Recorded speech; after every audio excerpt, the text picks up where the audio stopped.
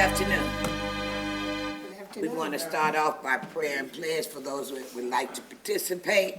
Prayer will be led by Councilman Braddock, and pledge will be led by Councilwoman Hammond. I want to call her Carly, but it's Hammond. I'm sorry. Minds and hearts focus on the Lord. Heavenly Father, we ask for you, anything that is not of you, Father God, we ask you to get rid of it right now, Father God. Father God, we ask for you to condition the minds and the hearts of everyone here, Father God, as the decisions and discussions are being made, Father God.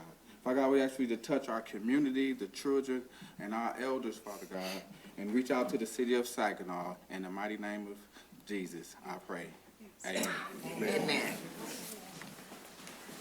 I pledge allegiance to the flag of the United States of America and to the republic for which it stands, one nation, under God, indivisible, with liberty and justice for all.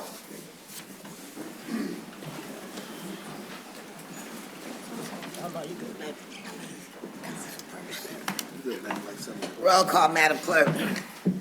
Councilmember Sylvia. Present. Councilmember Seals. Present. Councilmember Balls. Present. Mayor Pro Tem Garcia. Present. Councilmember Ostash. Present.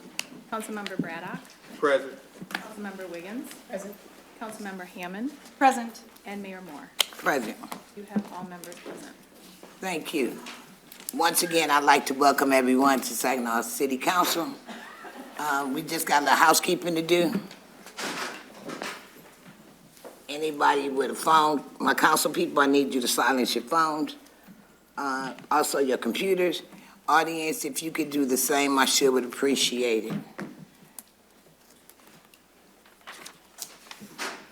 Madam Clerk, do we have any announcements? We have a few this evening. City offices will be closed next Monday, January 20th, in observance of Martin Luther King Jr. Day.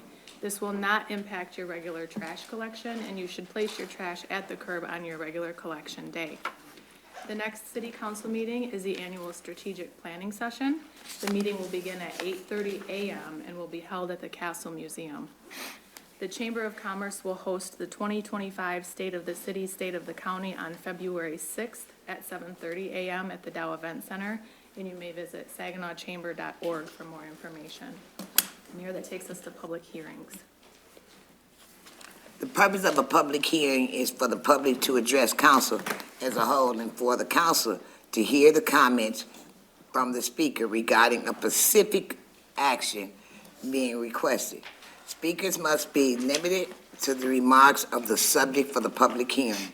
Please state your name and say if you are support or opposed to the subject of the public hearing. The main speaker or the designated representative should speak first, as they are allowed 10 minutes. Any additional speaker is allowed 3 minutes. This is not a question or answer period. The council will not talk back to you. Madam Clerk. The purpose of the public hearing is regarding the Michigan Department of Transportation Alternatives Program grant application with the state of Michigan for the proposed Iron Bell Trail North Connector project. Do we have anyone here that would like to speak on this matter?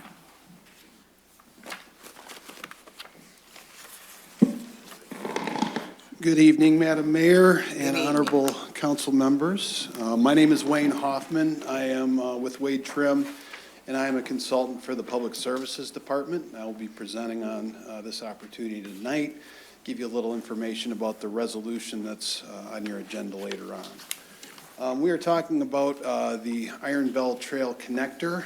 This runs through downtown Saginaw and will connect the existing Iron Bell Trail. And we are pursuing a Michigan Transportation Alternatives Program grant. I have some information on the screen for the public. This is federal funding that's administered by MDOT. Our application goes directly to MDOT. It is a competitive program, a very competitive program statewide. The minimum matching requirement for applicants is 20%, but to really truly be competitive, you need to be in the 40 to 50% range. So we are suggesting going with the 40% to match the funding there. And it's due on February 19th. We're already working on this. The public public input and public hearing is a very important part of the application process.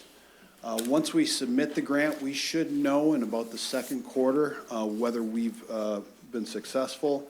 And we don't exactly know which construction year this would be programmed for. MDOT takes these applications and they program them out. It could happen as soon as 2026 if there is if there's room, but it could be as late as 2029 if we are successful. One important thing with the Transportation Alternatives Program, connecting regional trails is a huge competitive advantage, and this one will complete a pretty significant portion of the Iron Belt Trail. This would basically connect from Zilwaukee Township all the way to Vassar. The only gap from Zilwaukee to Vassar right now is about 0.3 miles going through downtown Saginaw, and this would complete that gap. So this should be very competitive from that perspective, and the regional context really matters. On the screen, you can see a little schematic of what we're talking about, where we're talking about.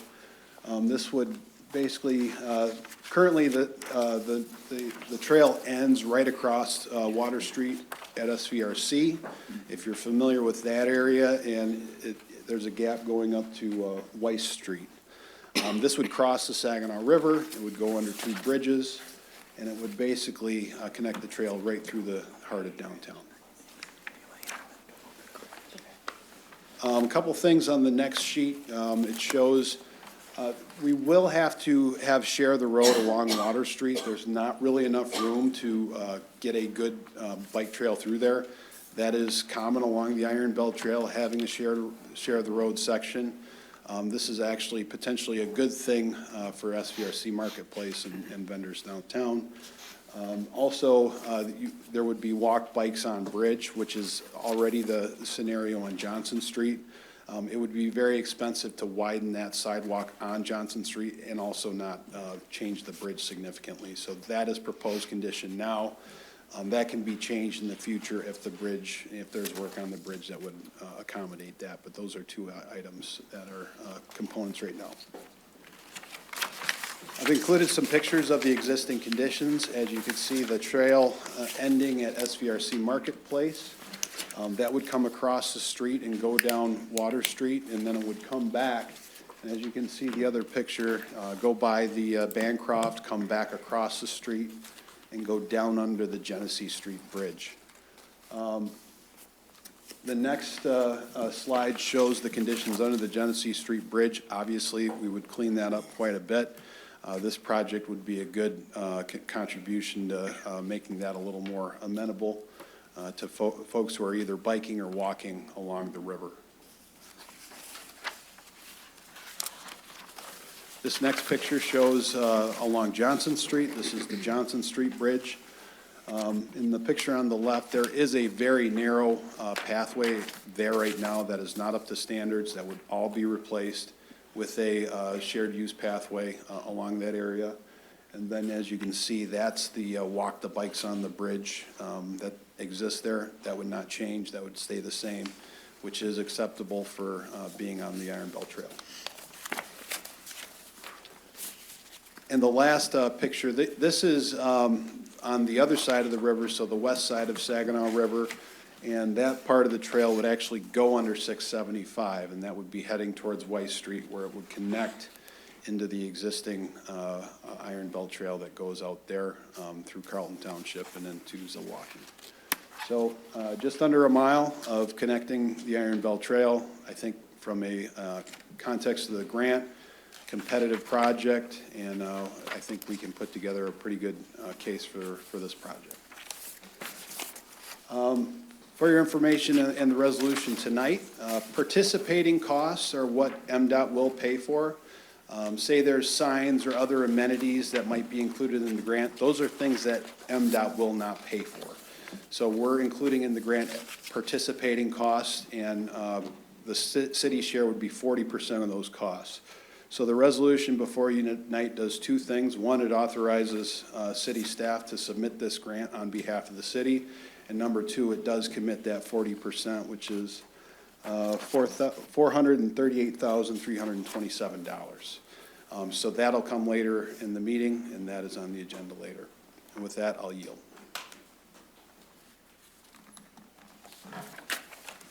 Thank you. Is there anyone else who would like to speak to this subject matter? Is there anyone else who would like to speak to this subject matter? Last and final time, is there anyone else who would like to speak to this subject matter? Hearing none, I need a motion to close the hearing. Support. So moved. All those in favor signify by saying aye. Aye. All those opposed, nay. Madam Clerk. Mayor, that takes us to public input. Speakers, you will be called to the podium by the clerk. There's a clock in front of you. You have 3 minutes to say what you need to say. Please get everything that you really want to say in those 3 minutes. Once again, no booing, no clapping, no standing ovation. This is still a public meeting. Madam Clerk. Our first speaker is Robert Wagner.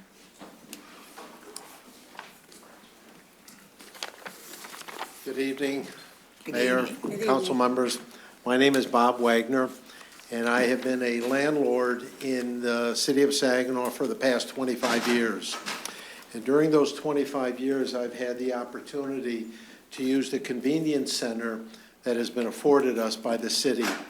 As you well know, on the second Saturday of every month, we are allowed to dump garbage from not only the property that we own, but also adjacent property.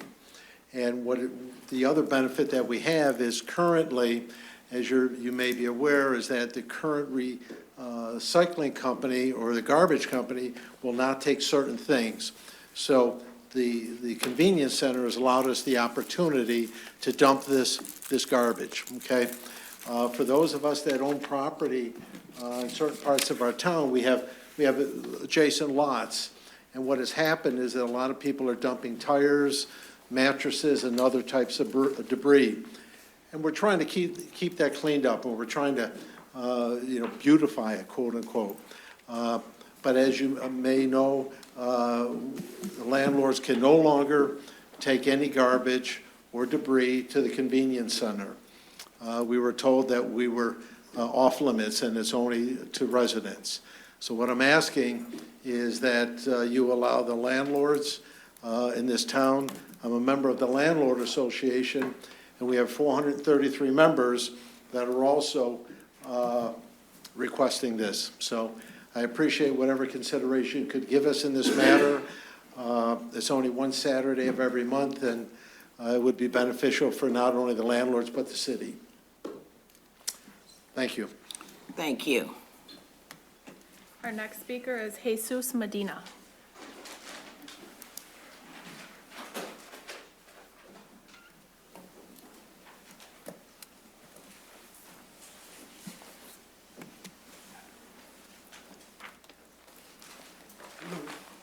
No. My name is Jesus Medina. I live at 1820 Stanley Street in Saginaw, Michigan. I've been living there since 1989. And I'm here because of a sidewalk that was repaired. And damage wasn't done because of natural wear. It was done because of 1812 Stanley Street. They removed a house and the big trucks damaged the concrete. And I made a complaint, my wife and I made a complaint, and city never got in contact with us.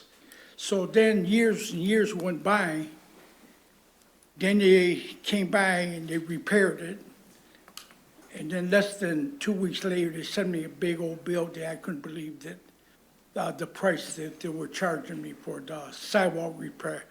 And damage wasn't done because of natural wear. It was done because of the removal of the house at 1812 Stanley Street. So I ended up purchasing the property after the damage. And I ended up receiving a bill, and I'd like to know if you could help me out in removing that bill from me. Thank you. Okay, this is not a talk back to you. Right. We're hearing what you say, and we will have the necessary departments get a hold of you, Okay, and they will report back to this council, all right, okay? sounds good. Thank you, sir. All right, you're welcome. Our next speaker is Melanie Velasco. Melanie Velasco, hello, City Council, nice to see you all. Hello. My complaint also is to roads and sidewalks. We just had a real bad storm not too long ago, and many of the side streets are awfully slippery and slick, and I've seen many cars go right off, the trail of the cars going off. You could see it, and going into other people's yards. So it's like, the salt crew is not coming out to these side streets, and that's very dangerous. I mean, I will say Saginaw doesn't seem as dangerous as people might think it is. I know they Saginaw's, no. Saginaw isn't that bad. I think if you mind some of your own business at times and see what you see, but don't announce it. I mean, to the right people you announce it, but don't be in their face, sort of to say. But anyway, my other concern is little homes. I am not gonna let up on this. I want a little home. I'm gonna get rid of all my stuff. I'm gonna get a little home, and I would help to maintain it and be somewhat of a managerial position in a little home community. I think the homeless need a home of their own. It don't have to be real big. I'm actually sleeping in a very large walk-in closet. And I appreciate the gentleman who let me stay with him. I'm so grateful. And also, I'm not going to let up on Marquette and Kenrick. Those are some horrible, horrible roads. I mean, the roads are bad enough that they're bumpy and horribly bumpy. But like in the summer, those cars come through both of those streets darn near 50 miles an hour. And that is like putting people's lives in danger. And that's a serious thing we need to worry about. Maybe there needs to be more 25, miles an hour signs put out there, but I don't want to see any kid getting ran over and anything. I got my sister's grandchildren bicycle helmets, and I'm very happy that they are grateful for getting them, and I hope they wear them, because if they do, at least their head's protected. We gotta protect that brain. And I'm also want to complain about being too many marijuana dispensers all over. It seems like that's more of a priority for Saginaw to have that revenue, but I think we need some afternoon places for young people to go. And there also should be some kind of warming centers, like some of these drugstores that are being got out of business. Maybe they could be like a 24-hour warming center, and at least someone could come in and get warm, get a cup of coffee or cocoa, and at least sit if they're homeless and they miss the bus, which I have done before. And ask God, why did I miss this bus? And I'm like, so here I go. But now I'm doing a lot better. Thank you. Thank you, City Council, for listening to me, and you're all so beautiful. Thank you. Our next speaker is Bradley Hodges.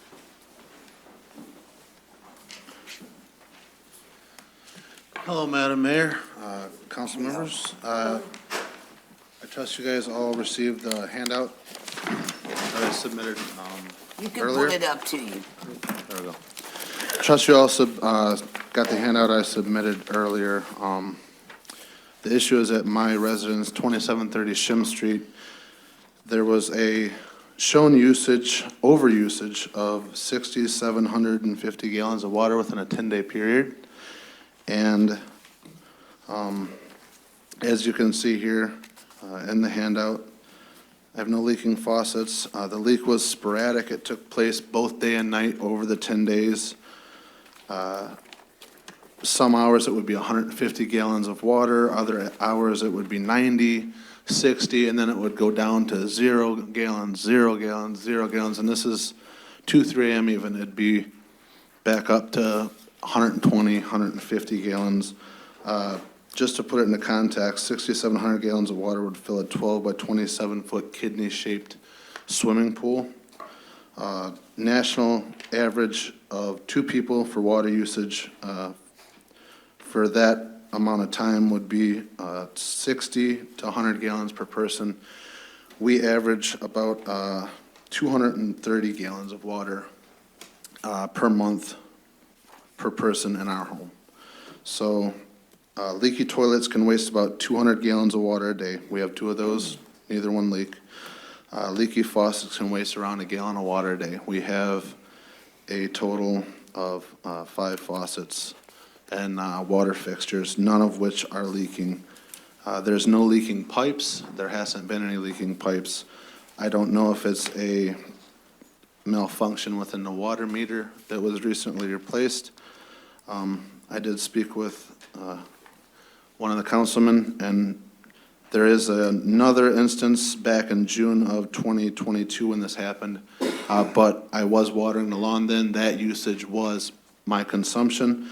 I would just like to get this to the right department, see if we can take the cost of that, knock the 7370, which would be the 6,700 gallon overusage, take the new total to 14468. And I just wanted to come before you guys, the burden of proof to, if this happens again, so that I will be able to reflect back on this as a reference point. Thank you for your time. Thank you. Thank you. Our next speaker is John Wisniewski. Hello, John Wisniewski, resident of Saginaw. Third time here, Mayor. About the sidewalk issue, you said you'd have somebody or someone call me, get in touch with me. There's nobody that works here by someone or somebody. I need a name and a number. Also, my Freedom of Information Act was denied the first time I filled it out. I did not put a city and state. I put the zip code there, which is basically a federally recognized identifier of city and state. I mailed a letter from Hell, Michigan one time to myself.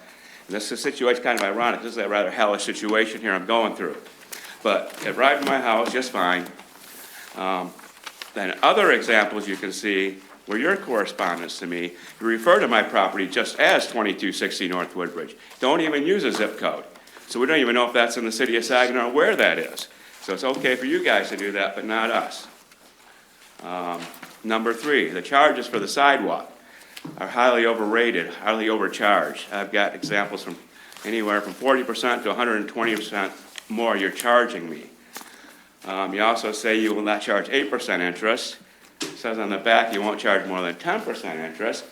But if you do the math, you can see it's 19.3% interest. I mean, I don't know what you guys are doing. That's got to be illegal. And also, the due process, there is no due process in the city of Saginaw. Due process is basically, what I understand, a fundamental guarantee of the U.S. Constitution that ensures the government follows established legal principles and respects individuals' rights. You cannot deprive citizens their rights without due process. Now, maybe that's why the city doesn't recognize a zip code. Maybe it's not part of America. I don't know. It seems more like a dictatorship. No one's contacted me. I mentioned my tree at the last 2 meetings I was here. When they did repair my sidewalk, they tore up a lot of roots on the east side of my tree. My house is immediately west of my tree. It's a big tree. If it falls, it's going to wreck my house. And who's going to pay for that? I mean, your tree wrecked your sidewalk. I had to pay for that. So I feel if your tree wrecks my house, I'm probably going to have to pay for that too. I would have been to the last city council meeting, but when I dropped off my second Freedom of Information Act, they told me I was too late to sign up. I was there at 1:15. They said I had to sign up by 1 o'clock. And on my second Freedom of Information Act, I got a note in the mail a week ago saying that my request would be, I would get information on if it would be, grant my request, if my request needed a deposit, what have you. Said I would receive that January 10th. Last time I checked, January 13th is after January 10th. I have not received nothing on that yet either. Thank you. Thank you. Thank you. Our final speaker is Willie Haynes.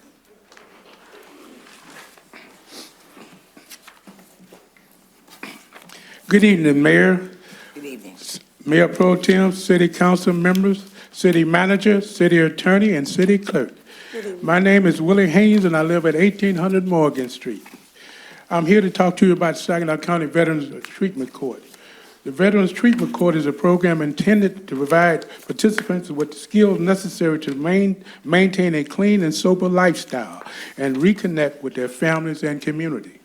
The Veterans Treatment Court eligible veterans with the opportunity to receive specialized substance abuse and mental health treatment service, one-on-one veterans peer mentor support, and assist in gaining access to veterans health care and benefits from the United States Department of Veterans Affairs.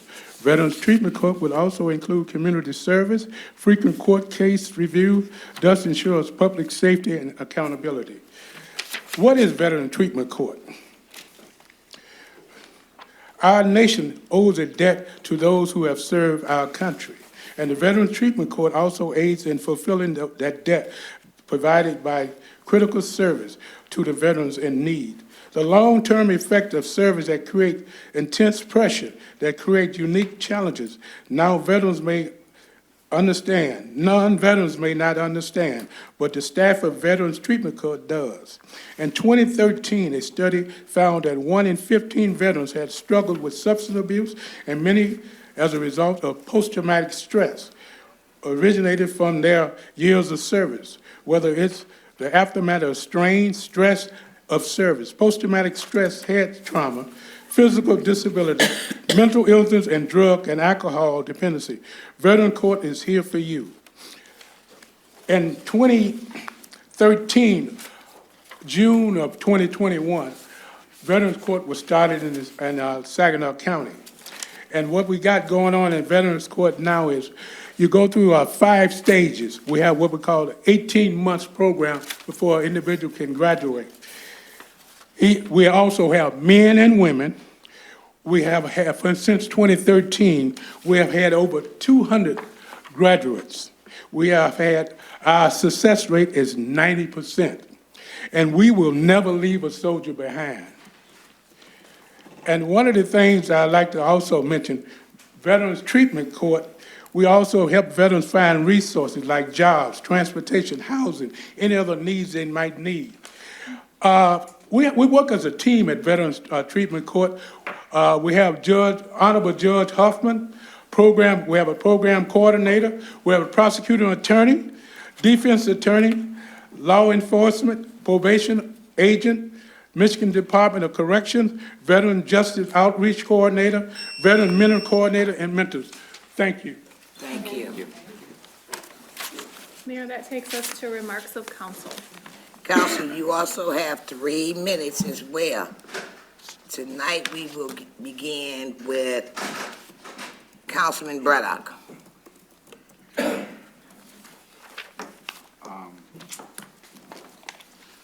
Good evening, everyone. Starting off first, don't have much to say.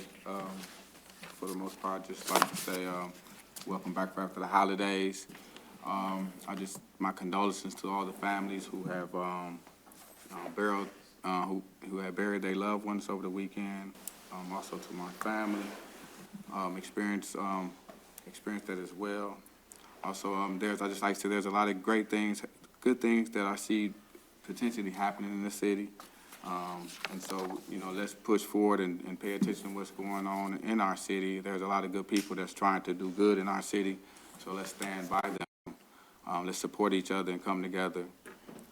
Also, to our youth, let's pay attention to our youth.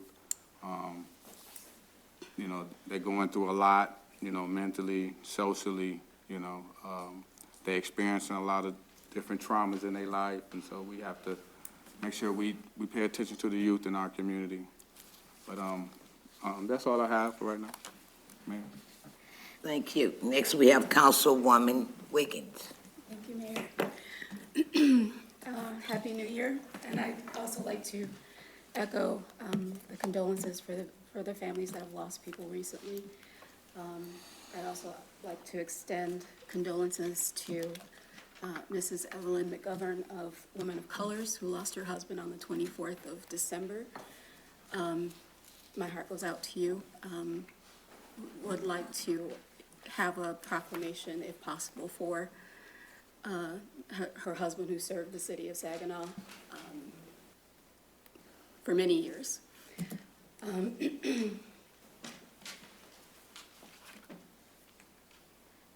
The time that we have here to say and address the people of Saginaw, the great people of Saginaw, you know, it's precious. I appreciate everyone that comes and everyone who watches and everyone who emails and texts their issues to us. We're here to serve you, and I hope you feel that. We want to make sure that you are heard, that we are continuously working for you and not just for specific people or groups. So it's important that we hear your needs so that things can be assessed, so that we can try to figure out help and hope for you. So I appreciate you coming. Thank you. Thank you. Next, we have Councilwoman Hammond. Thank you. Thank you. To echo Councilman Wiggins' sentiment, I do think that proclamation would be a good idea for Mr. McGovern. I know we have a process. I'm sure we'll get that done. Because it has been, unfortunately, holidays mixed with tragedy in the city of Saginaw, as well as celebration. I think that it's always very humbling to me to come to another city council meeting when there is more violence happening in our community that is all of our responsibilities to kind of look in the face and address with open arms. And there is some other topics I'll be bringing up later this meeting when there's time for them, about public engagement and increasing our presence in the city of Saginaw to be felt, to allow people to have the opportunity to feel like we have the keys to our own future, give people the opportunity to plan, to grow, to dream as leaders in their own community. There are so many people here who have lived in the city of Saginaw for generations that have so much to give in terms of input that needs to be honored. And myself, I have been having some meetings with certain county officials and people following the thread of housing planning. I had some great meetings with some county level administrators and officials. I do want to say that there is what's called a RED team meeting put on by MCOG, which is the Eastern Michigan Council of Governments. That is the body right now that is housing. If you've heard about it, we have a regional housing study that's going on. It's going to be done and released sometimes around April or May. That is a first step to getting actual housing to be built on a grand scale in the city of Saginaw, in the region. So that's happening. I'm really excited about it. But MCOG is asking not only for resources, but participation. So it's Eastern Michigan Council of Governments. They're having a meeting that is open to the public on Friday, January 17th. It's a regional economic development team meeting, also known as RED. It is at the SVSU at the Zanhow Library, the third floor conference room. Like I said, it's open to the public. Anyone can go. Like I said, they're having, they're leading on this housing study, so it's an organization that I'm hoping to collaborate with more in the future. I got in touch with their, with the people who work with them, and am trying to start disseminating information to my fellow council people as well. So I'm gonna type up an email to y'all, I haven't done it yet, to say, hey, here's a place to plug in if you're interested in these things. So I just had my first call with their staff a couple days ago, finding out where to plug in, because it seems like they're trying to take on more, to be a home for some of this regional planning, but they need input from officials. They want input from the public. So in terms of public engagement, input, and finding solutions, I hope that's what 2025 is going to be all about for the city of Saginaw. And thank you. Thank you. Next, we have Councilwoman Sylvia. Thank you so very much, Mayor. Put the mic back. First of all, I'd like to say welcome to everyone that is here at your city council meeting. I'd like to say thank you to everyone that came up. Very interested, Mr. Haynes, in regards to the veterans. That sounds like an awesome program. They also have a similar program for 70th District Court. Also, I was at Yearn on Christmas Eve, And they served the homeless, the veterans, anybody that wanted to be there. And it was just gobs of people there. And as they were doing raffles for bikes, every child, I'm talking about even one under 1 year old, left with a bike. So that was really awesome, and I'd like to say kudos to them. Also, I want to give a shout out to our Saginaw Police Department. I know sometimes they probably don't get much kudos or shout outs, but actually I asked a question, I think about a week or so ago, because our Saginaw Police Department has been on it. I'll just use that phrase. They have been making arrests in regards to murders, et cetera, in the city of Saginaw. So I asked the question, what's the difference now than it may be some years ago? And the answer was, in a nutshell, citizen participation. So when you get involved in, I guess maybe sometime a lot of people say, well, you hear something, say something. It actually does work. It actually does. So a lot of people have lost loved ones, condolences to them, but also our police department are making those arrests, and it's with your help that they are doing that. So that's all I have to say for today, and thank you so very much, and I'll see you next time. Thank you. Next, we have Councilwoman Seals. Thank you, Madam Mayor. Thank you, everyone, for coming out today. It's great to see all of you. It's a new year. I always say new year, new you. I like to think of 2025 as just a fresh start for every last one of us. 2025 is a new chapter for our lives that's waiting to be written. I had a new chapter. I turned 50 years old just 2 weeks ago, so I'm really excited about this chapter in my life. I'm grateful for life, health, and strength. And giving back to the community is really, one of the council people said it down on the other end. Giving back to the community is very important. And so this year, I want to challenge everyone here to be sure to give back and make our community a place there where we all want to live, where we all want to grow, where we all want to work and play. And remember that we are here, us up here, we are here to encourage all of you and ourselves, to encourage everyone to be strong and courageous in making this year a very successful year. That's it. You guys have a great rest of your time. Thank you. Next, we have Councilman Bowles. Thank you, Madam Mayor. I'd like to thank everybody for coming out for the city council meeting today, and to thank you all, community servants, for doing what you do for the city of Saginaw and our citizens. I think that was Jimmy Bell, was helping you with those bicycles. Yes, yes. I want to commend that young man, athlete from the city of Saginaw. I think he's about 6'10". I know for sure that he wears a size 18 shoe because he was gracious enough to find, this is going to be an oxymoron. He was gracious enough to find my little brother in the Big Brothers program and give him some of his tennis shoes. So my little brother wearing a size 18 shoe in the Big Brothers and Sisters program. Jimmy found this guy because I had put out on Facebook that I had a little brother that needed some shoes, and he came from wherever he came from, in Mississippi State, Bulldogs, came down here to the city of Saginaw and took the shoes to his house and gave them to him. Wow. You can't imagine what my little brother said when he got those shoes, you know. His mother can't afford to, you know, if anybody go in the store and buy a pair of 16s, you know how much they cost. Imagine trying to find a pair of 18s. So Jimmy came and blessed him with those, and I was so gracious, and he was too. It melted my heart when my little big brother in the Big Brothers program called me and told me that he had received those shoes. So I'm just gracious and happy that we got people to care. You know, Martin Luther King Day is coming up real soon, on the 15th. And believe it or not, some of the same things he was fighting for back in the 60s, when he was assassinated in the 50s, is still going on today. Mm-hmm. You know, some people said that his dream has actually turned into a nightmare. In the urban cities, you can see a lot of issues that we got with poverty, violence, and crime. And we have to continue to try to fight these evils whenever they raise their ugly head. You know, and there's so many different avenues that we can help out with our citizens to do that, you know, helping out with the alcohol and drug issues and stuff like that. You know, a lot of people have been traumatized in their lives, and one thing about it, if you're sick, you're gonna find some type of way to find a cure.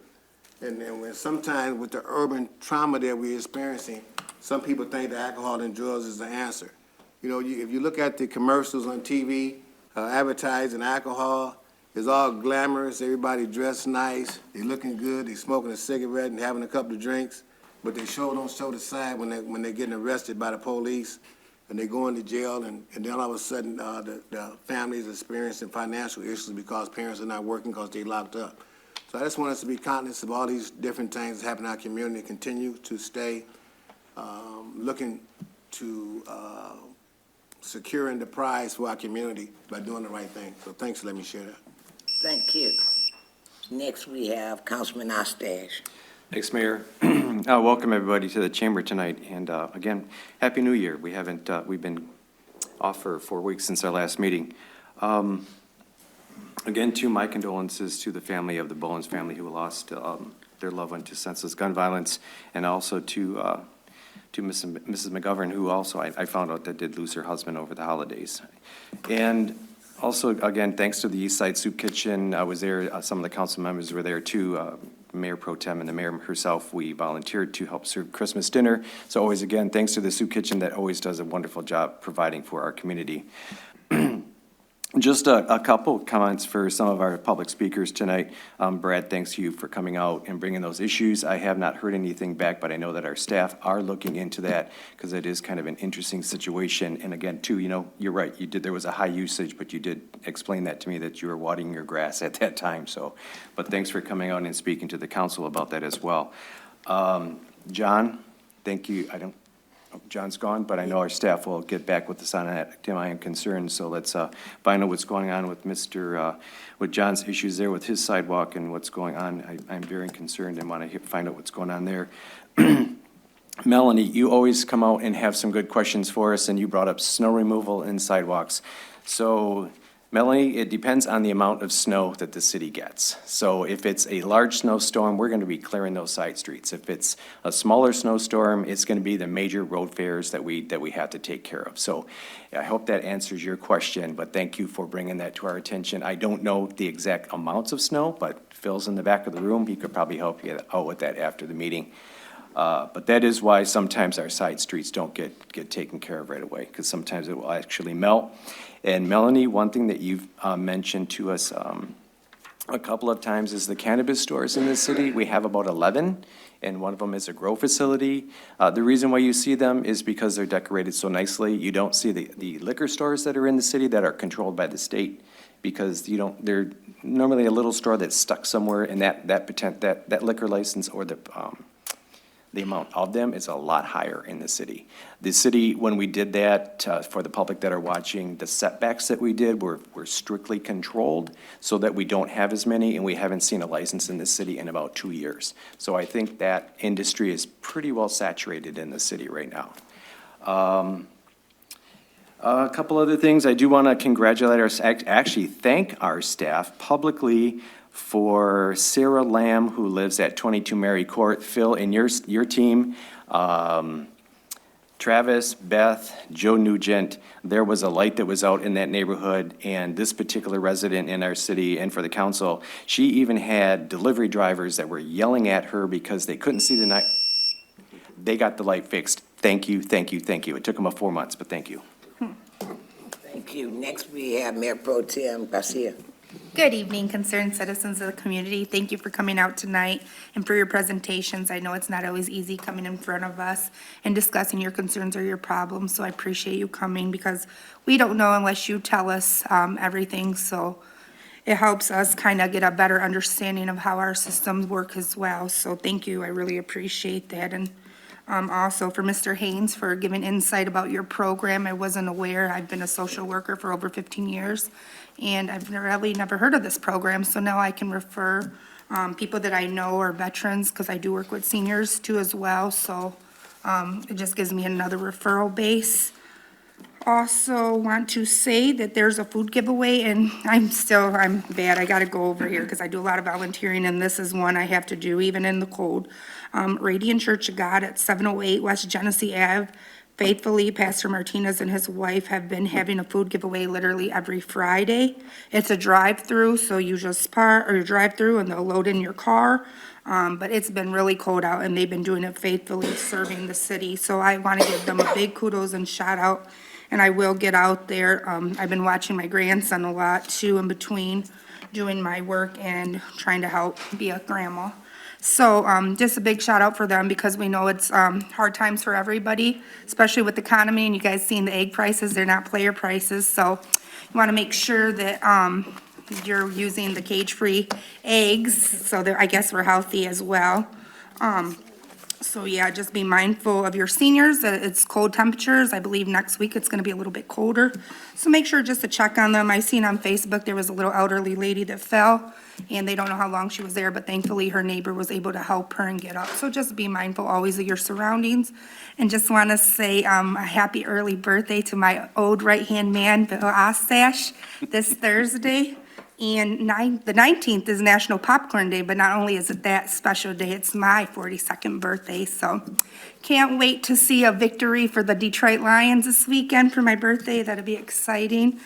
And just up to the East Side Soup Kitchen, keep up the good work. They're doing a lot of great work. We were able to help serve Christmas, and they had a really nice store, so they're always looking for donations too. They do a really great job of giving warm clothing and bedding and toys and coats, and it's so beautiful. And you ever need to volunteer, that's the place to be. I'm actually the vice president of that board too, so giving back is what I'm gonna be doing. I'm gonna push myself a lot harder. I do it every year, and my family thinks I'm crazy, but I love what I do, and as I'm passing through, I just wanna serve my city and make sure that my citizens are getting their needs met. So thank you, God bless, and have a great evening. Guess it's my turn. First, I'd like to thank everyone, but I want to do a special shout out to the city of Saginaw at large.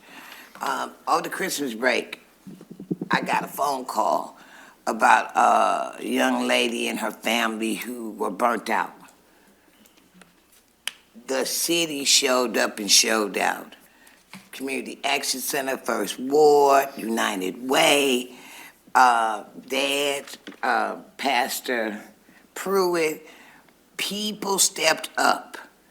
Not only did her house, she lose her house, she also lost her dad. And after she lost her dad, the house caught on fire. I've been in a house fire, it ain't nice. When you lose everything, that's enough to send anybody into a whirlwind. But then to think she had to deal with burying her dad as well. So I really want to thank the citizens of Saginaw. As always, I do a Christmas giveaway with Charlie from Charlie's Telephones, Shelton Matthews, and Mike from the sheriff's department. We gave out over 1,000 toys to children. We're not bragging. We started it during COVID, and then now it's contagious. If I do say I don't want to do it, they'll look and say, you lost your mind. You lost your mind. So I said all that to say this. When your hands are closed all the time, you get no blessings. Open them down. If they're pressing up towards heaven, you can see some stuff. So Saginaw, I know that if I had a magic wand, I would make everything better. I don't have it, but I have you.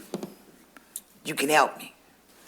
For my public speakers, Mr. John Lebb, I'm gonna get down. I'm gonna try to find out what's going on, and I'm sure that you get an answer, but it's not always the answer that you want. That's the sad part. I wish I could go and just have a bunch of money. I would just make Saginaw better. I don't. But all I can give you is hope. Hope that we become better. It's a new season. It's a new day. Fresh anointing has already come our way. We've got to build down and buckle down and continue to do the things we've been doing. Stop trying to fix stuff that ain't broke. Okay? Let's work on the things we need to work on. God bless. You know I love you. Madam Clerk. That takes us to reports from the manager. Thank you. First thing I want to do is circle back to that street light and point out that that wasn't a city street light, so it didn't take us 4 months to repair our light. That was a consumer's energy light that was, had to be repaired, so it was our staff reaching out to Consumers Energy. Phil assured me that we would have fixed it in one day, so.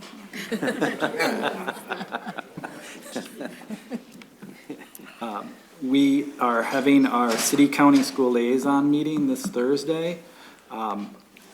Grace DeLeon, our HR director, plans to attend the meeting to talk about our upcoming job fair, community job information session. So if council members are interested in that, we want to make sure that the school has that information so that they can hopefully get, especially seniors, students into that so that they can have all the information about jobs. So we'll have that update. I know Councilman Balls is on that committee still, and Councilman Braddock, I believe, is on there as well. So we'll have that update. And Councilman Balls has been working really closely with us on that, so he can add to that as well during the meeting.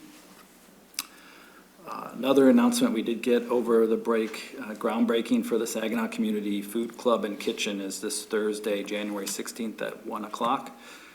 The city has been a key partner with the Food Club Board, and we all know that we do have a significant ARPA allocation for that project, and we also have a development agreement for the property, so the city did provide the property location for that site too. So if council members are interested in attending that, please do so.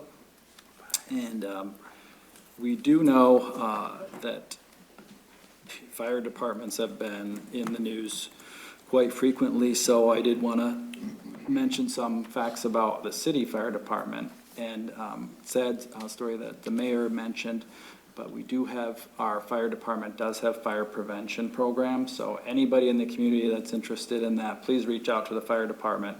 Firefighters will come to your home and give you tips on fire safety, and I think over the years that's really reduced the number of fires in the city.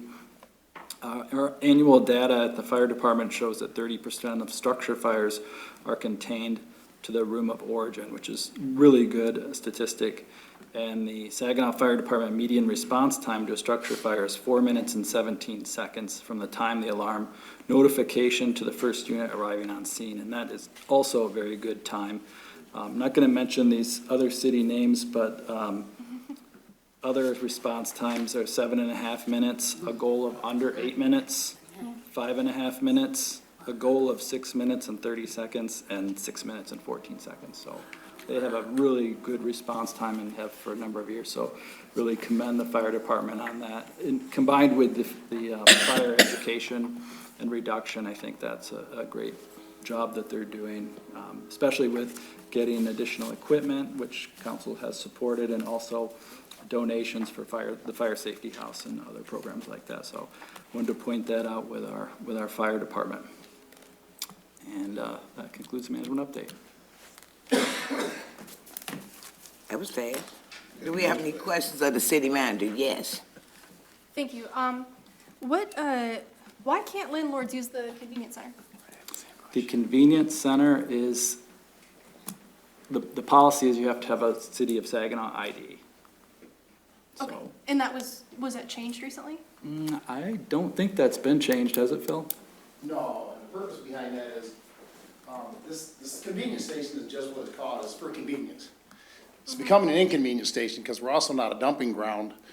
You know, we're starting to act as a landfill. So the intent of this is for residents who may have a washer or dryer that instead of waiting a week or two for it to set at the curb to get picked up by the waste authority, could bring it to us. Or if they're doing a small minor project in the house, maybe ripped out a bathtub or something, could bring it to us. It's not intended to bring loads and loads and loads of trash.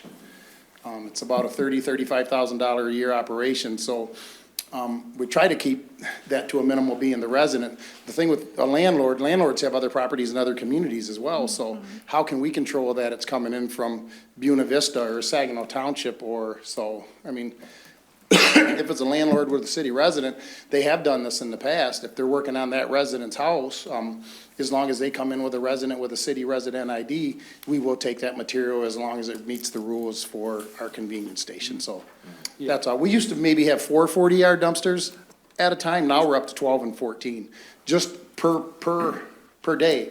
Just to let you know the volume of material we have since been bringing in. Which is good because it does keep it out of, we hope to keep this stuff out of vacant yards or dead-end streets because it costs a lot more to go pick it up that way versus people bringing it to you. But we also have to have a way to control that volume too. So that's the purpose behind it. Yeah, because it's obviously, I think personally, I'll just say this from my own experience, a lot of the dumping material that I've seen appears to be multiple families, and it looks like somebody left it there in a truck. It looks like a landlord situation. And so I'm wondering if we're offsetting one cost for another by banning this, but I understand what you're saying. Is it a cost issue where we can't keep up with the costs of maintaining the volume? Because it seems like it is a net benefit to have it. I'd like your opinion on that. Yeah, I honestly just think we can't, we should be doing it for the city of Saginaw, not every other adjoining community. So by having, you have to at least, anybody can play the game, right? If I live in Bridgeport, I'll find somebody and but it still makes it less convenient, I guess, to do that, so. I think too, the volume we already have, like, if you look over there the day after the pickup or drop-off, there's trash all over the ground. Because we just don't even have enough room for what we have coming in with people with residents. So Phil's right if it's a landlord doing work on a house, bring your tenant with you. They have a Saginaw ID, you can dump it, or the tenant can obviously do their cleanup at the house and dump it as well. I'd like to, we'll continue a conversation because I think I had my own apartment dumpster used many times, both when I lived in Bridgeport and in Saginaw, and it was horrific. People would come in literally out of their car, put trash in the dumpster, and then it'd end up in the park and all over my car. And everywhere. So I understand the off-putting effects, but yeah, well, I don't know. I feel like there's something to work on here because it seems like, I don't know. My fear is if it's not getting dumped at the convenience station, it's getting dumped under a bridge or in a vacant lot, and then we find it, 3 years later, and it's, 10 times harder to get out of there. Let me just say this. We just allocated an individual That's what I was gonna say. from with our ARPA dollars. Now, I don't know about those that come and help clean up the city when we cleaned it up. The last time we did it, he did like 4 truckloads of garbage. We went to the empty lots and we helped get it up. I understand, but we need to also understand the way that we used to do, we can't do because we don't have that service, nor do we have the money to do it. So I just wanted to put that in on the table because I heard the landlord. And as long as I've been, and I've been in Saginaw 69 years, that's all my life. It's always been like that. I don't care what you say, Mr. Balls. Councilman Balls, you old too. But it has always been. This is not anything new. I think the new part is that the landlord can bring the tenant, because I didn't know about that one. But it's always been where you're collecting rent, and if you're dumping or you're doing it, leave it in front of the house that you pay that rubbish for. I pay the rubbish bill and I get mad, so I tell my neighbors, put trash in my yard so it looks like I live here. Because I only have one trash bag. Okay, and that's like $2.40 for one trash bag. Come on. Councilwoman, I'm gonna get you. Councilwoman Sylvia. Thank you very much.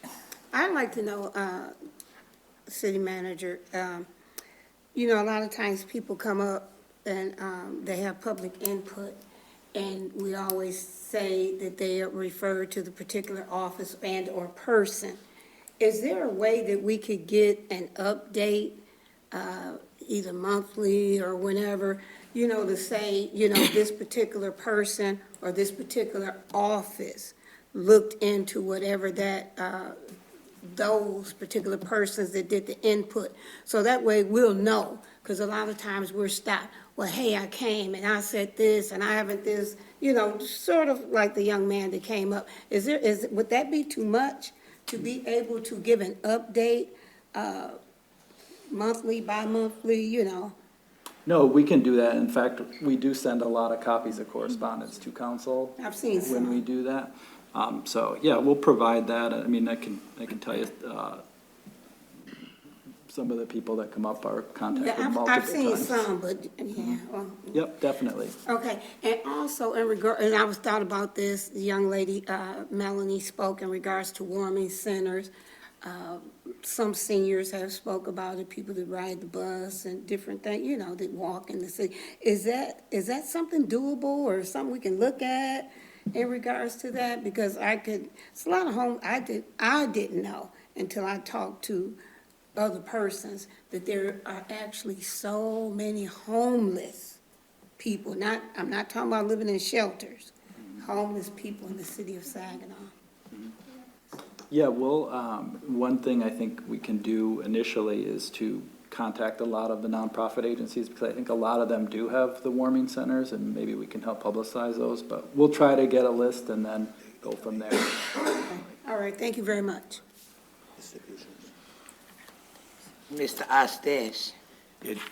Thanks, Mayor. It really was just kind of what you were talking about, that, and I wish the landlord was still here, because he mentioned about tires and dumping adjacent to his property, and just for the public to know, that's what we have Alan Rabideau for. So if you call the inspections department or whatever, he'll come over with, we've got a truck, we've got a picker, they can come in and they'll clean out the lot and they'll take care of that for you. So that's what I was gonna say. Okay. Yes. Yes, Councilman Boss. I'm not on the same subject, is that all right? I mean, we don't have a specific subject we're talking about right now, have we? Okay. I'm gonna ask the city manager, have we ever update on the opioid money distribution that the city of Saginaw have gotten and what we have done with it? Yeah, I think we did put something together. We'll make sure you get it. I'm not sure if it's sent out. thank you. Yep. Yes. Just send that to the whole council, I'm sure you were planning on, but, I've gotten some questions on that too, but Two. It wasn't so, 8% does seem like a lot for percent interest rate on sidewalk repairs, especially if I were to get a $2,000 bill for that has an 8% interest rate, and then it's a lien on my home. That, it seems really punitive. Can we have an opportunity to open that up and review that at the city level? Because I just with our foreclosure crisis, it just seems like it's a punitive way of we're not helping people stay in their homes. We're part of the problem if we got an 8% per year. Yeah. So all of that is in the city ordinance. Yeah. And council can change ordinances.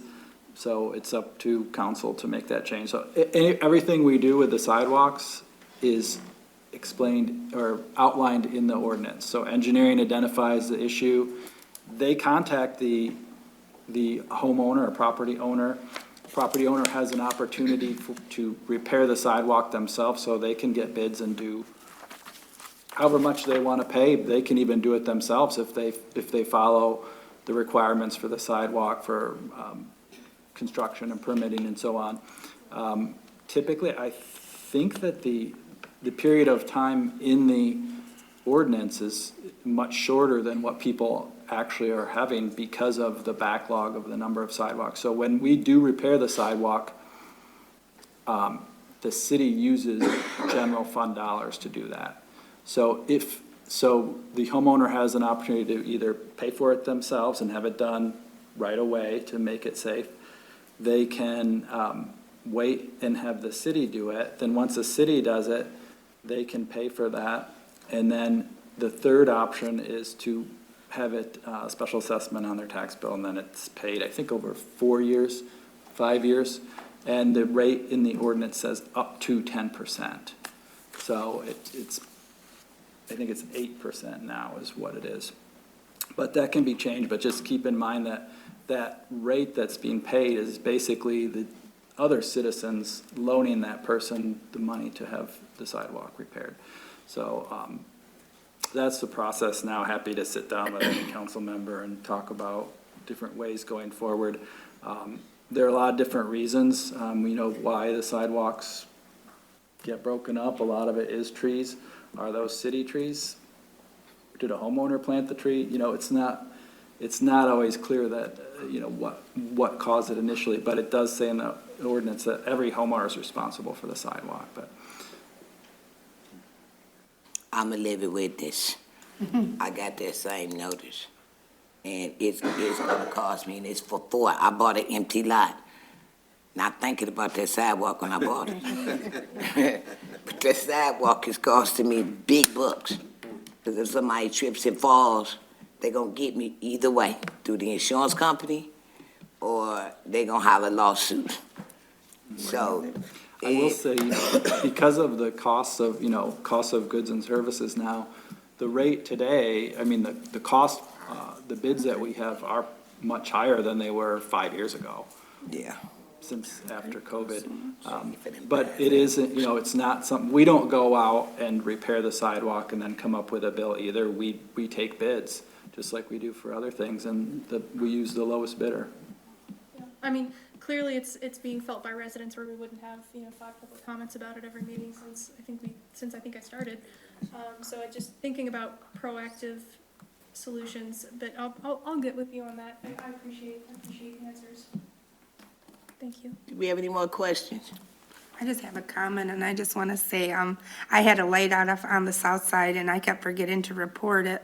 So, citizens, you can go on the website and you can file a complaint or a concern. That way, it's really easy to do. But since I have access to film myself personally, I messaged him that night. The morning he texted me, it was taken care of, and I appreciate him for being so effective. And I can't remember if you said it was a consumer's issue, but you took care of it regardless, because it needed to be fixed. So kudos to you. It didn't take 4 months. Yeah, so thank you, Phil, because I know you're always on top of anything that I need and know where to go. He's the right man for the plan. So just want to say thanks for that. Any other questions? Can I get Phil's number? Thank you, Mr. Manager. Madam Clerk, That takes us to the consent agenda. the agenda has been available at City Hall and on the city webpage and on SG Channel 191. I need a motion to approve the consent agenda, leaving room for exceptions. So moved. Second. Support. It's been moved, second, and supported. I'll own it tonight. Are there any exceptions? Yes. Number 4 and number 7. 4 and 7. Are there any more exceptions?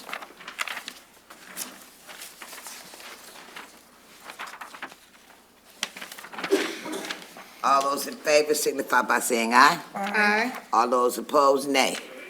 Madam Clerk. Item number 4 is to approve the research agreement with the University of Michigan for the police department. That was Councilmember Hammond. Hi, How are you tonight? I'm doing great. How about you? I'm doing great. Just let me know about this research agreement. It's for a grant. Most grants that we do when we partner with a community partner, and this is with the HELP organization, on a lot of the federal grants we get, they have a research partner with that. On this one, normally, we use SVSU or Michigan State University. On this one, the requirement for the grant was U of M. So they are the people that are gonna research this project to make sure it was effective for the community, so they can report back to me and the people who put the grant out as to whether it was effective or not. Okay, so they're doing research on a program that has already happened? Or- Correct. It's taking place right now, and it ends in December of this year. And what is the name of that program? That's HELP, Oh, the HELP okay. program. Oh, okay, gotcha. Yes. And how much, so is it free for them to do Oh, this? $40,000 for, that's part of the grant. The original grant was $134,000 for that grant, and U of M gets $40,000 of that for their research. Okay, so there's not, I'm just confused because there's not a numerative outline in the The grant was proposal? approved 8 months ago, Okay. 9 months ago. Okay, so this is just a change in who we use as this research partner for Actually this? not, it just took them a while to get the agreement together. They've actually already been doing the work. Okay. We'll pay them in arrears. Oh, okay, This is just coming to you now to be approved, all right. but we finally got the agreement together. Okay. I do think I remember help being referenced earlier, so thank you. That's all the questions I have. Okay, thanks. I want to piggyback on that one. Wait, there needs to be a. Wait, we gotta get a motion back on. Then I'll get you. Okay. Motion to open discussion. It's Motion to approve. the motion to approve the item. Motion to approve the item. Second. It's been moved to second. All those in favor, signify by, no, now I can go to Mr. Balls. Councilman Balls. By the University of Michigan doing some research on this, that would give the organization more knowledge on what they can do to improve the program too, if they're going to be doing some research on it. Is that true? That's exactly what it is, to make sure that it's being effective for the community for the way they wanted it, and it helps them in the future obtain more dollars, because it proves that they did it right. That's why we have research partners on the majority of the federal grants that we get. I just wanted everybody else to hear that. Thank you. No problem.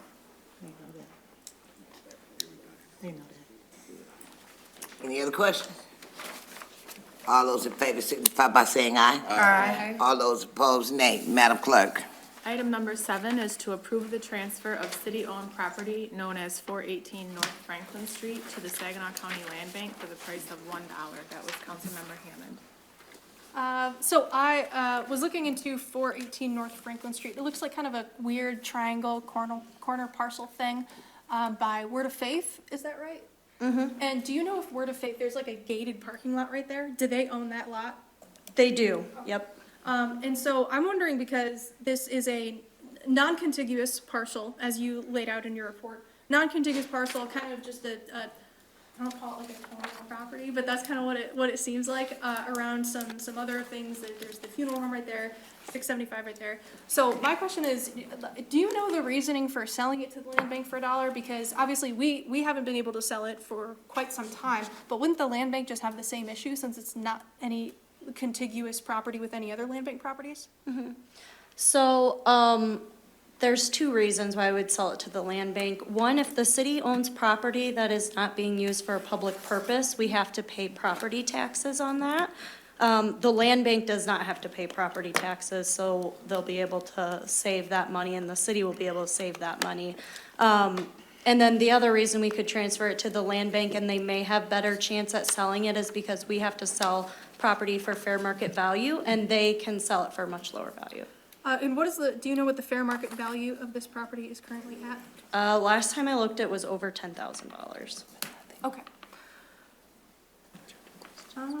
This is a commercially zoned property, which makes it more expensive. So I know that we are in the middle of a zoning rewrite now. I noticed that you said that there's no current strategic value to this property. My question, I don't mean to be speculative, but obviously these changes are happening. They're cooking up right now.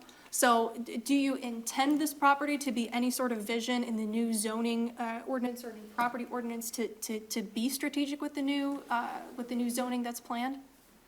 If it would be, it would still be a private use. Mm-hmm. So a private person would be able to purchase it from the land bank, the same as they would be able to from the city. However, the city has to sell it for fair market value, and the land bank would be able to sell it for like $300. I just mean that in using that property for a public use, because I could see a future in which it would, but it's kind of far off Washington there. So I was just wondering if that was that particular parcel or any areas around it was of like future public importance, considering the changes currently pending at the Planning and Zoning Department. No. Okay, thank you. Those are all my questions. Motion to approve. Second. It's been moved in second, yes, Councilwoman. Yeah, I'm thinking, I know about that property a little bit, and I know that the church, Word of Faith International Ministries, have kept that property up for almost 20 years. It's beautiful. Mm-hmm. And hopefully this change will be what they need to be able to purchase that property. So, yeah, let's move that real quick. Any other questions? All those in favor signify by saying aye. Aye. All those opposed, nay. Madam Clerk. That takes us to board, commission, and committee reports. Do we have any boards or commission reports that we need to report on?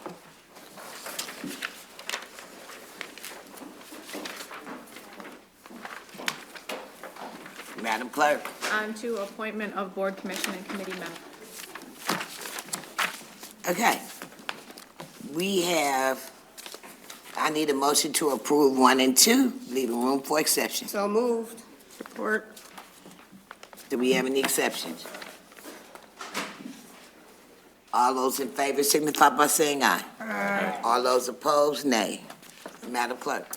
On to ordinance adoption, we have one, it's an ordinance to amend the official city map to rezone 2419 Mackinac Street from B1 Local Business District to R3 Low Density Multiple Dwelling Residential District. I need a motion to adopt. Second. It's been moved and second. Any discussion? All those in favor signify by saying aye. Aye. All those opposed, nay. Madam Clerk? Takes us to resolutions. Our first is authorizing sponsors of specified community events to use amplifying equipment for 2025. Need a motion to adopt. So moved. Support.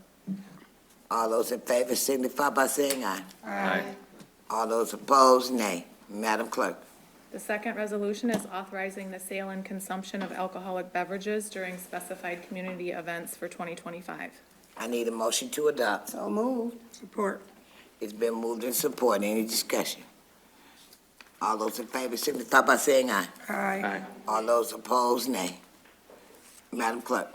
Our third resolution is authorizing the submission of the MDOT Transportation Alternatives Program grant for the Iron Bell Trail North Connector Project. I need a motion to adopt. So moved. Support. It's been moved and supported. Any discussion? I have some questions. Yes. Okay.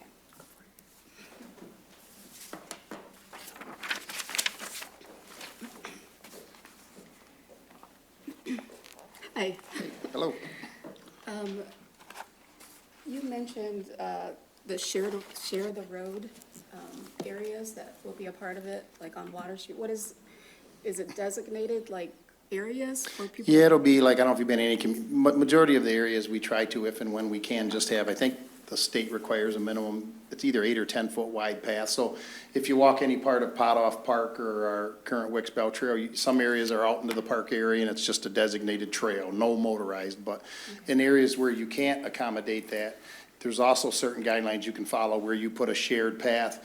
It'll be a designated pedestrian path, but it'll be built within inside the roadway, so the vehicles will have to stay outside of it. So it's kind of like, I don't know if you've ever, I don't know what community may have some of them, but you'll see there'll be a solid white line designating the path area, and then the vehicles and that have to stay outside of that. So that's what a share of the road mixed, you're used, it won't be where the vehicles can also be inside of that pathway with the peds. It'll be designated just for the pedestrians, but it'll be built within the roadway system.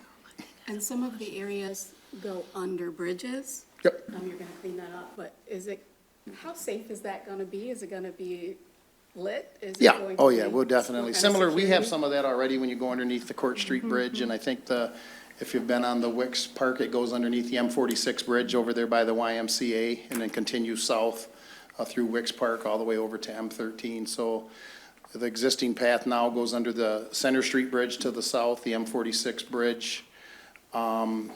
It goes under the Holland Bridge, the Genesee Bridge, and it would go under the Johnson Bridge, and then we'd loop you up onto to take the bridge over to get over the Saginaw River to the west side. Okay, thank you.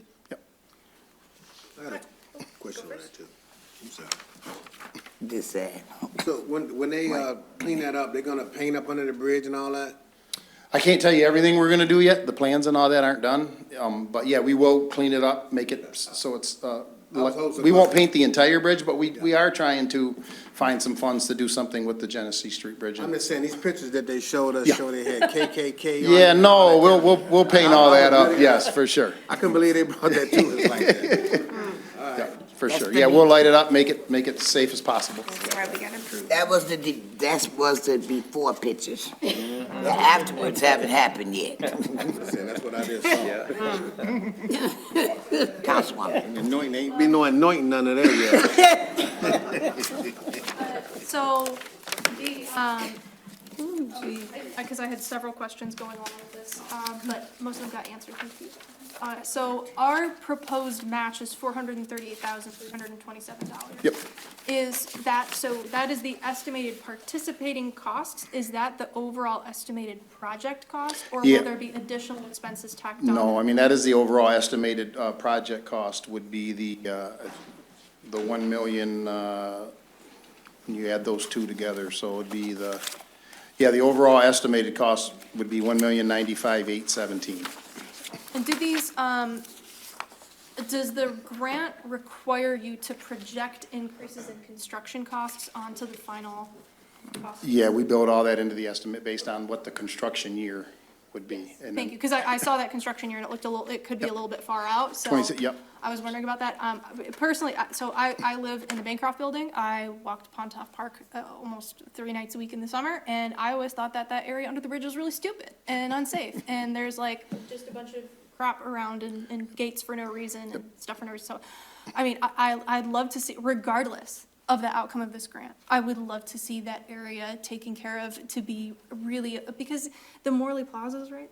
It's like a great summer spot until you look that direction. It's like, my God. So in terms, I know that a couple times there were sidewalks, like the thin trails, saying we need to make those up to standard. Can you tell me what that means, up to the standard that the Iron Bell Trail would be for this path? Yeah, again, I don't know right offhand, but I know that the state and the feds require minimum widths when it's designated as the Iron Belt Trail. And don't quote me, but it's either gonna be 8 or 10. But I mean, I know minimum widths for sidewalks, like we try to build them to 5, but there is a minimum ADA requirement, which Yeah. I think is at least 42 or 48 inches. So when I say something minimum non-Iron Belt, it's 5 feet to me. That's what your standard width of a sidewalk. But the Iron Belt Trail, it's like 8 to 10 feet. Okay. So when you say that it's a designated ped. You ought to get 2 questions at a time, girlfriend. Hey, Well, we need. hey, somebody give her Phil's number 2. Yeah, you can come meet with us at any time to go over in detail, to go over any of the design standards. We do have a set of construction drawings, 95% complete, so, you can look at those if you'd like, and you can see the widths. Again, for my new council people, all of this we've been working on prior to y'all coming on. And I don't know what you guys want. We don't know what you guys wanted, so I'm gonna encourage you to get with the city manager, go back, look at the videos, and come up to speed. Because all it is that we're talking about, and I don't mind talking about it, don't get me wrong, I don't. We talked about it, and when y'all hear it, it's foreign to y'all, but it's already been on the table. That's why he said, that's why he said 8 months ago. Right. And when he said that, I'm like, oh my God, they weren't on it 8 months ago. Right. So, But a lot of people in the community don't know either, right, so. well, you'll be surprised at a lot of people that do. And all too many times, we confuse them when we get up here and we want to start in on some stuff that they really didn't know about. So, I'm willing to help. That's all I'm saying. Anything you guys want to know, where we are, where we're going, and I'm sure the not old that way, but the past council people would be willing. I didn't say you were old. I do not resent that. Senior discount. So, no, because I do want us all to be on the same page. I want us to be on the same page, and if we're on the same page, we all talking the same language, okay? Okay. Because Phil, between Ms. Hammond, Councilwoman Hammond, and Phil, this could be a marathon. I won't give your number out, Phil. Okay, so, do we have anybody else? I'm sorry, Councilwoman. I have 2 remaining questions. Anyone else would like to ask questions? Does anybody have any questions? We want you to be. It's been 10 years in the making. Let's get it done with it. Hey, old people gotta move. Got a curfew. So, 2 additional questions. When you say that these creates a designated pedestrian path, does that preclude any other form of traffic on that path? Yes. So does this change any of those designations from the Iron Bend Trail? Say if somebody was using a motorized vehicle or an electrical bike, they're not allowed to use it? Yes. Does that include in the pedestrian, I just answered, Yep.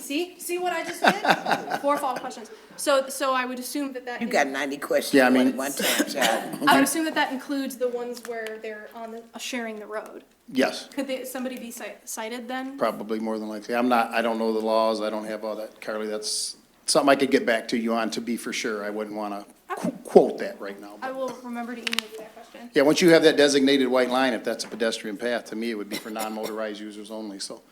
And we would sign it as such, so that would be my opinion at this point without having that right in front of me.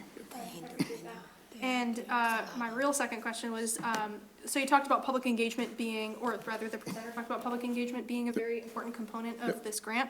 What other public engagement procedures are in the near future so that people can publicly engage? Yeah, I believe they may have already had 1 or 2 on this particular project, but I'd have to check with my city engineer, Travis Hare. I could check with him tomorrow and put some information together to the manager to get to all of you to let you know what we're gonna do moving forward as part of this project as well, for public engagement. Fantastic, I appreciate it. Thank you. One other thing, if I could too, the matching money from the city, just so you know, is non-general fund money. It's Public Act 51, so it would come from our major street Right. fund. I don't know if that's been talked about, but. Good information. Good to know. Call the question. Yes, Councilwoman.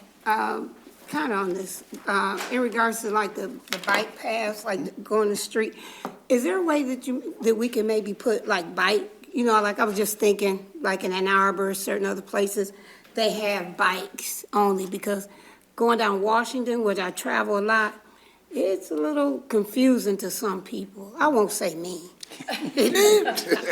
But, Yeah, there are certain Some people design don't know standards and what that guidelines. is. We can also, once we start building this stuff, get it enhanced, because, right, we don't have a whole lot of shared, but we are starting to work towards Right. these complete streets when we do some of our road projects in areas where we feel it would fit. We are gonna start putting in shared bike paths yeah, and reading is share the roadway, yep. fundamental, yeah, okay, So- thank you.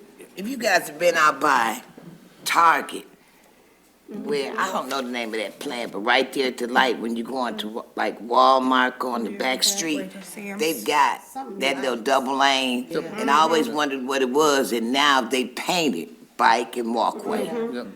Yeah, we would And have so to be you got required. that little line, and people know, trust me, not to cross it. It's like deer crossing. Any other questions? I appreciate it. All right, thank you. Need a motion. I need a motion. Motion to adjourn. No, I'm sorry. I need a. Went on fast. Y'all always in a hurry, always in a hurry. That's why we can't get our business done. Okay, so, there's a motion on the floor. What are you saying? She had a motion to approve it? Motion to approve. Yeah. It's already been approved. It's already been approved. I'm calling for the vote. Yep. All those in favor signify by saying aye. Aye. All those opposed, nay. Madam Clerk. Our final resolution is approving the MDOT cost agreement 24-5490 for the preventative maintenance of the Court Street Bridge. I need a motion to adopt. Second. It's been moved and second. Any discussion? All those in favor signify by saying aye. Aye. All those opposed, nay. Madam Clerk, On to miscellaneous business. do we have any motions that we'd like to make at this time? I have a motion I would like to make at this time. I'd like to make a motion to amend our current standing agreement between the City of Saginaw and Nancy Ohl to add a second strategic planning session in spring of 2025. All right. It's a motion on the floor. I second. Okay. It's been moved and second. Y'all know we're gonna talk about it. All those in favor signify by saying. Is there discussion? Huh? Is there discussion on the motion first? Oh, I thought we had to do it first. Okay, there's a motion on the floor. It's been moved in second. Any discussion? Yes. I'd like it, if that is to happen, I'd like to have it more narrowed down to I can't hear you. time.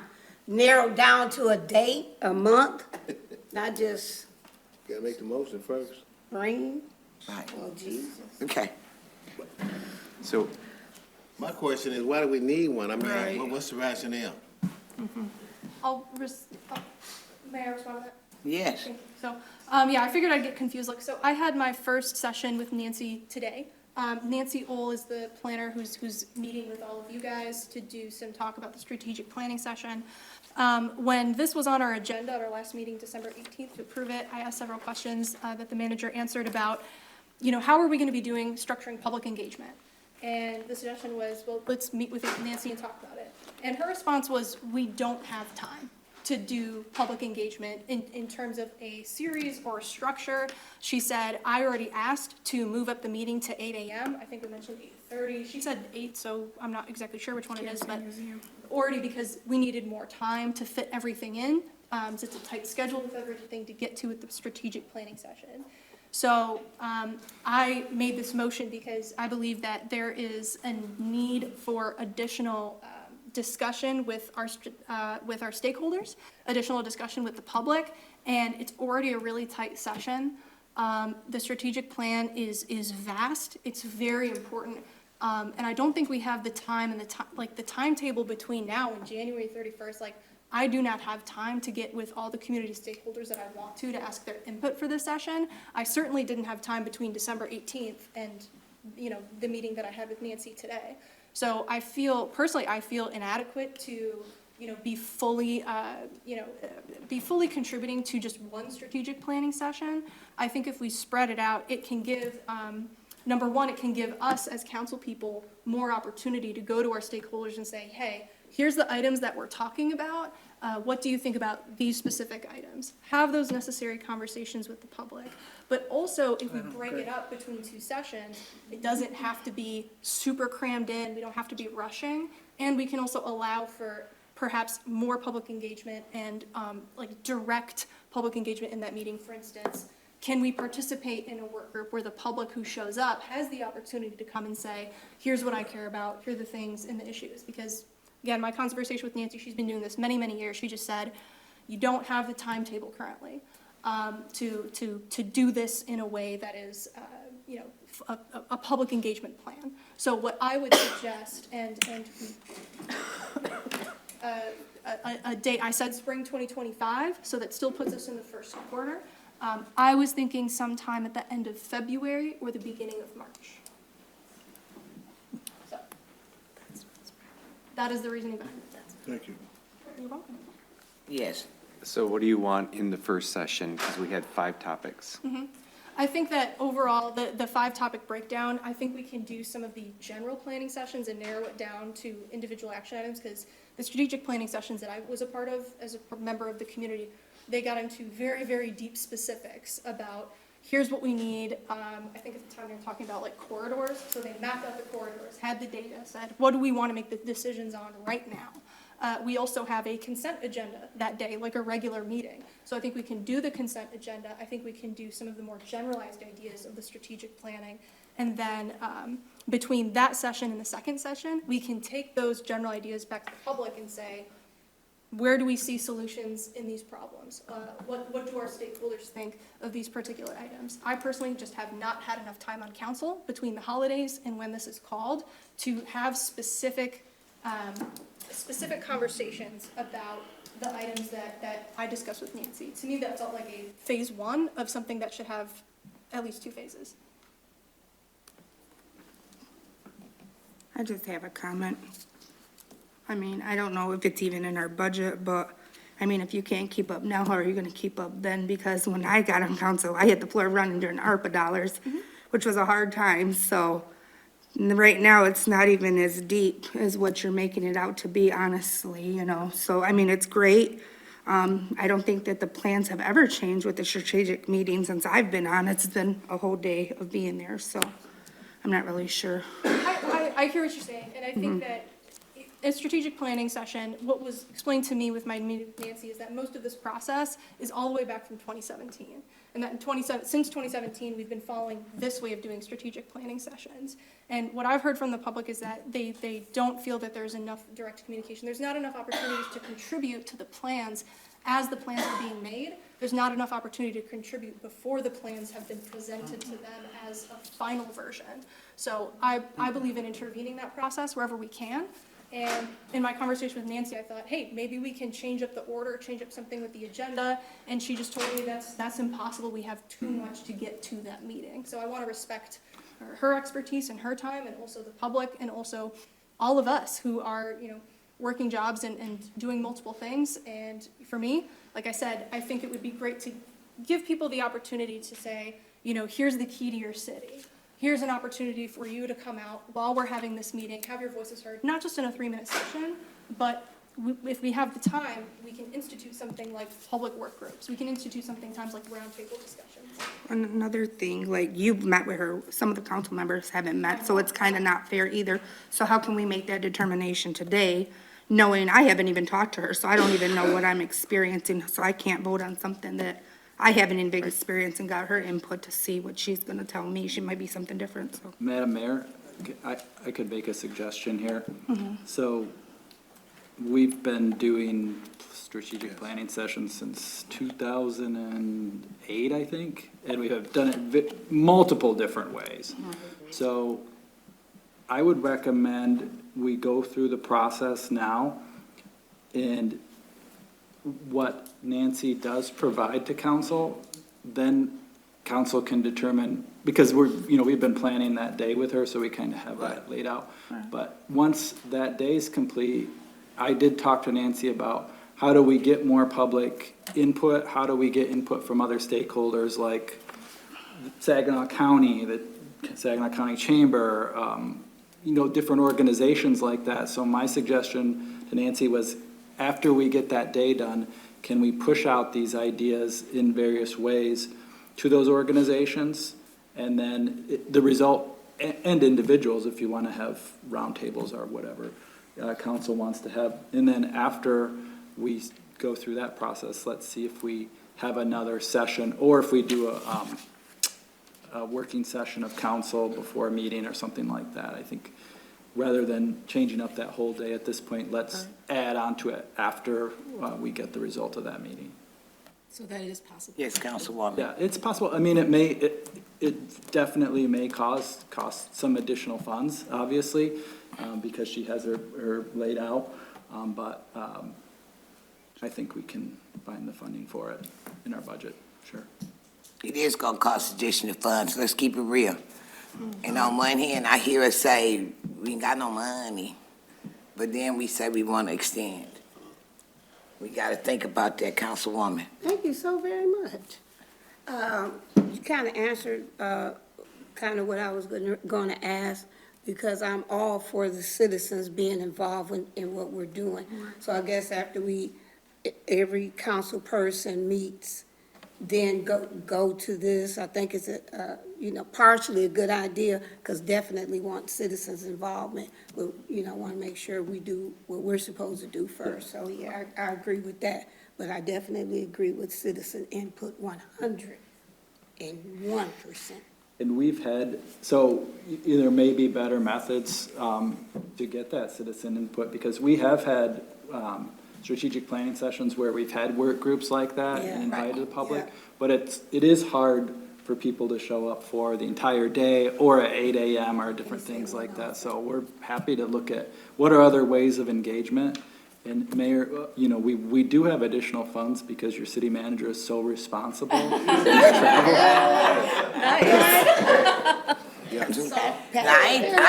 didn't throw you under the bus just then, you threw yourself.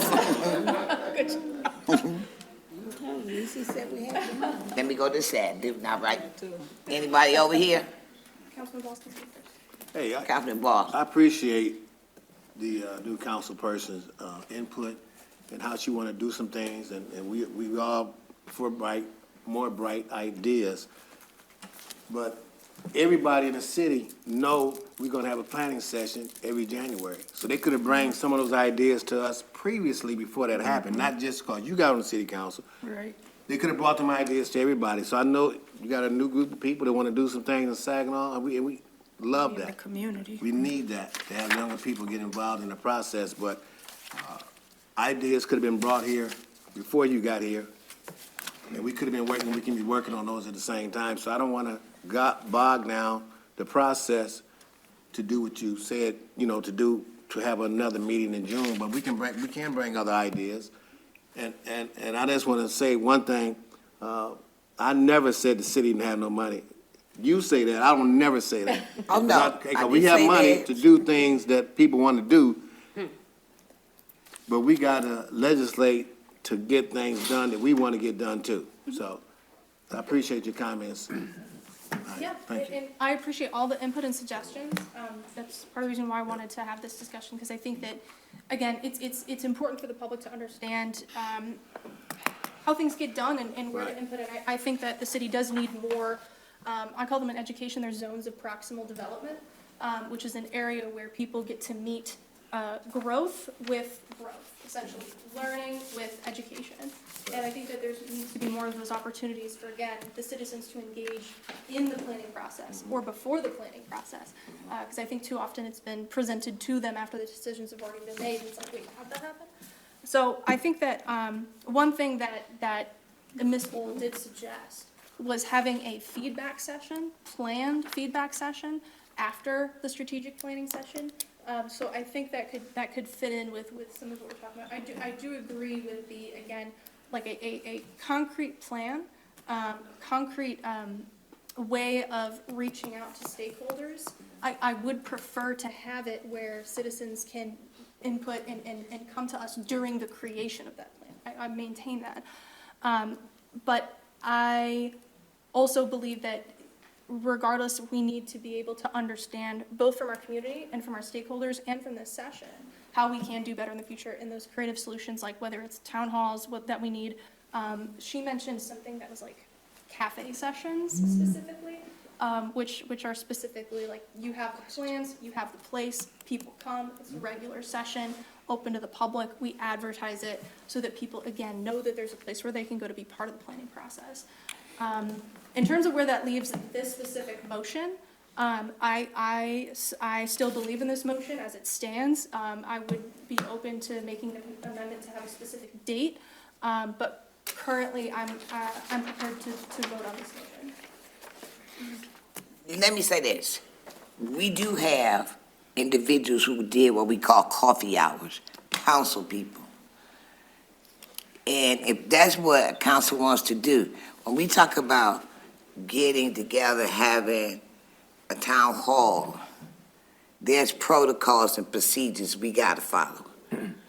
Okay, remember, too many of us can't be in the same room, so we've got stuff that we've got to do. But if any individual wants to have, any council member wants to have a coffee hour, you're more than welcome. Just know that that's your coffee hour, you pay for it. It's not the city's. No, I'm serious. When I do stuff, I don't depend on the city to pay for it. Right. Give me a minute, can I finish? Can I call for the question? Yeah, you can call for the question. Thank you. So you calling for the question? I am. Then I get a second? Did I get one? I second. It's been called for the vote. We're voting on the call for the vote first. All those in favor signify by saying aye. Aye. All those opposed, nay. Nay. Roll call vote. Councilmember Sylvia. No. Councilmember Seals. No. Councilmember Balls. Wait, this is on the call the question. Okay. I'm sorry. Does everybody understand what the motion was? No. Can you read it back? The motion is just to call the question on the motion to have another strategic planning session in the spring. So we're only So that we taking the can vote vote. on the call the question, which is gonna end your discussion on the main motion. Yes. Okay. Okay. I want to end the debate. So Councilmember Sylvia was a no. No. My hand Councilmember was up. Seals. Yes. Councilman Boss. Councilmember Balls. Yes. Mayor Pro Tem Garcia. Yes. Councilmember Ostash. Yes. Councilmember Braddock. Yes. Councilmember Wiggins. Yes. Councilmember Hammond. No. And Mayor Moore. Yes. You have 7 yes and 2 no. That motion is approved. So now you just take your vote on the main motion, which is to amend the current agreement with Nancy Old to add a second strategic planning session in spring of 2025. Everybody heard the motion. Please say it again, I'm Yes. sorry. It's to amend the current agreement with Nancy Old to add a second strategic planning session in spring of 2025. It's to add a plan. We've called for the vote. Yeah, No discussion. No discussion. You have to take no discussion on it, You have to take the. right? So we calling for the vote. All those in favor signify by saying aye. Aye. All those opposed? Nay. Nay.